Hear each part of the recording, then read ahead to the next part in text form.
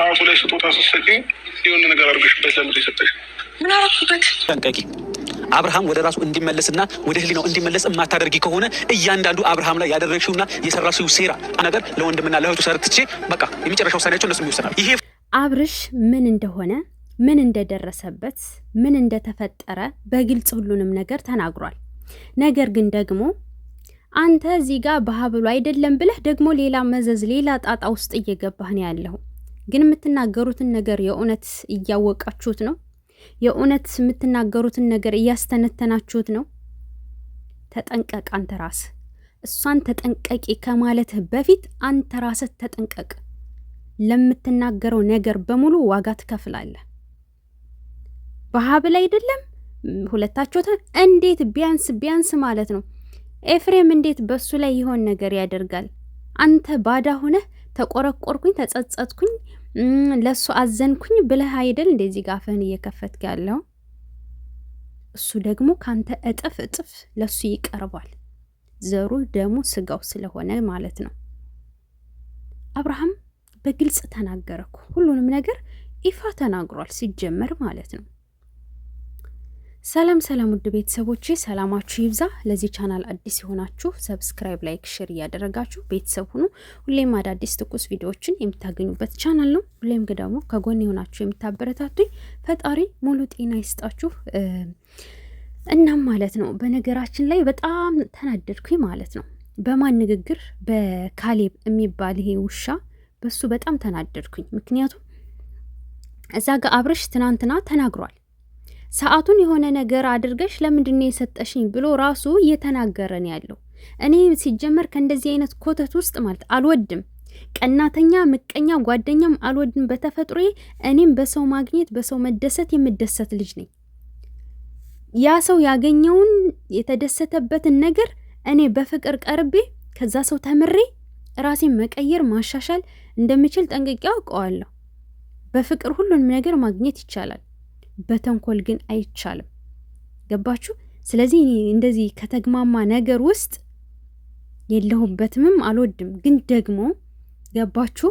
እዛ ጋ አብርሽ ትናንትና ሰዓቱን እኔ ጋር እንዲቀመጥ ያደረግሽው እንዲቀመጥ በጣም የጓጓሹም ለምንድን ነው የፈለግሽው? ለምንድን ነው በዚህ ልክ የሆነ ነገር አስነክተሽስ ለምንድን ነው የሰጠሽኝ ብሎ ሲላት ምን አደረኩት ምናምን ያለችው ደንግጣ ማለት ነው። በጣም ነው የደነገጠችው። አይታችኋት ከሆነ ያደረግሽውን አንቺ ነሽ የምታውቂው እናቴ። ራስሽን የምታውቂኝ 24 ሰዓት ካንቺ ጋር እንሆን ካሜራ አልደቀን።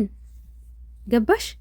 በልጅ ላይ የጨከንሽ አረመኔ በአብርሃም ላይ እንደዚህ አታደርግም ብዬ እኔ ባንቺ ኮንፊደንስ የለኝም። ገባሽ? እሱን ትዳሩን በትኖ ካለ ልጁን እንዳያሳድግ አደርጋለሁ ብለሽ ጭካኔ የተሞላበት ድርጊት በእርጉዝ ሴት ላይ ስታደርጊ ስላየን ላንቺ መከራከር አንችልም በሙሉ ኮንፊደንስ። እሱን ፈጣሪ ነው የሚያውቀው። ገባሽ?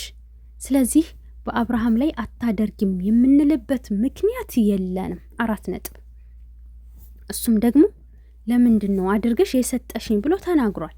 እኔ ድሮም ይች ልጅ ለትዳር አብርሽን አትፈልገውም በጭራሽ ብያለሁ። የፈለገችው ለጥቅም ነው። ሚስቱ አርግዛለች፣ ኢትስ ኦኬ። ወልዷል፣ ኢትስ ኦኬ። እየተገናኙ ነው፣ ሁሉንም ኢትስ ኦኬ።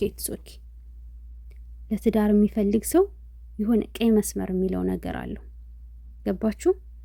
ስለዚህ ይች ልጅ ሌላ ተልእኮ አላት፣ ሌላ ከጀርባው የሆነ ነገር አላት ብዬ ተደጋጋሚ ተናግሬያለሁ። እሱንም እያየነው ነው በይፋ ማለት ነው። ስለዚህ አብርሽ ላይ አታደርጉም አትጎጁም የምንልበት ምክንያት የለንም እናቴ። እንዴ ነቃቤ እንጂ ምን ነው ስታይን ፋራ እንመስልሻለን እንዴ? ስለዚህ ከሰው ህይወት ውጭ ተብለሻል፣ መውጣት ነው ያደረግሽውን ደግሞ ራስሽ ታውቂያለሽ። አብርሽ ተናግሯል። አብርሽ ይህንን እየተናገረ ባለበት ይሄ ወጠጤ ደግሞ ሩታ በአንገት ሀብል አይደለም ያደረገችበት።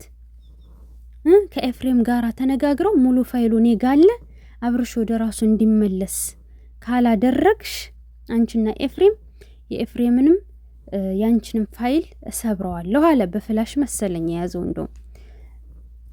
ነገር ግን ደግሞ እንዲመለስ ወደ ራሱ ካላደረጋችሁ ለእናት ለአባቱ ለቤት ለእህት ለወንድሞቹ ፋይሉን ሰጥቼ እንደሚያደርጉ ያደርጋሉ እያለ ነው። እና ሩታን ተጠንቀቂ ብሎ እያስጠነቀቀ ነው። አይገርማችሁም? አይገርማችሁም? ስማቸውን ጠርቶ በግልጽ እየተናገረ እኮ ነው። አንተን ሲጀመር ስሩ የተወስዶ መዝጋት ነው እንጂ ሌላ አያስፈልግም እኮ። በዚህ ልክ ወርደህ እንዲህ ስማቸውን እየጠቀስክ የምትናገረው አንተ ማን ስለሆንክ ነው? ማሜ ፕሬዚዳንት ማሜ ከዚህ በፊት ጌም ላይ ቲክቶክ ላይ በሚጫወቱት ነገር ገደብ ያለፈ ነገር ሲያደርጉ ስለነበረ ሲቀጣም ስለነበረ በዛ ተከሶ የህግ አካላት እንዲቀርብ አድርጎት ከዚህ በኋላ ፍቅር ነው የምሰብከው በጭራሽ ምንም አላደርግም ብሎ ለምኖ አንድ እድል ተሰጥቶት ወጥቶ ነበረ። ሰሞኑን ደግሞ ሰው ተሳድቦ ተከሰሰ። አሁን እንግዲህ ሊቀርብ ነው ለፍርድ፣ ከነገ ወዲያ ነው ምናምን ሰሞኑን ለፍርድ ሊቀርብ ነው ማለት ነው። አስቡት። እና አንዳንድ ጊዜ የምላስ ወለምታ ዋጋ ያስከፍላል። ሄለን ባለፈው ዕለት አይታችኋታል።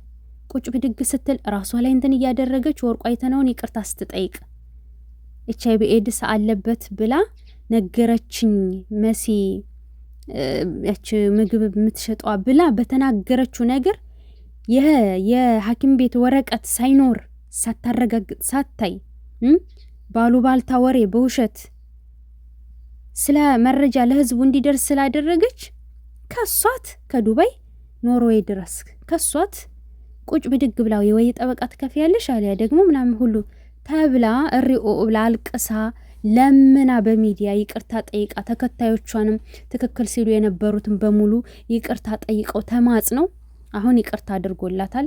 የተወሰነ ቀን ከሚዲያ እንድትጠፋ ራሷ እንድታዳምጥ ከዚህ በኋላ በማንም ትዳር ላይ በማንም የግል ህይወት በማንም ሰው የግል ህይወት ላይ ጣልቃላት ገባ ፍቅር ብቻ ልትሰብክ በሱ ተስማምታ አሁን ይቅር ተባለሽ ማለት ነው። አያችሁ? እና አንዳንድ ጊዜ እነዚህ ልጆችም የምትናገሩትን ነገር ሀይ የሚላችሁ ያስፈልጋችኋል። አንተ ራስህ ልትጠነቀቅ ይገባል። ማሚ ይኸው እንግዲህ ልጁን ሚስቱን ትቶ እስር ቤት ነው የገባው። ሊፈረድበት ነው። ያኛው ሰውዬ ይቅር ቢለው ምናምን ምናልባት ሊተውለት ይችል ነበር፣ ግን እሱ አላለም። ገባችሁ? እናም እንደውም ሚስቱ ከሞጣ ጋራ ጌም ገጥማ ነበር። እሱ እስር ቤት ሆኖ ግጠሚ ብሏት ሞጣ ጋር ገጥማ 600 ምናምን ሽኩን አገኘች፣ አሸነፈች።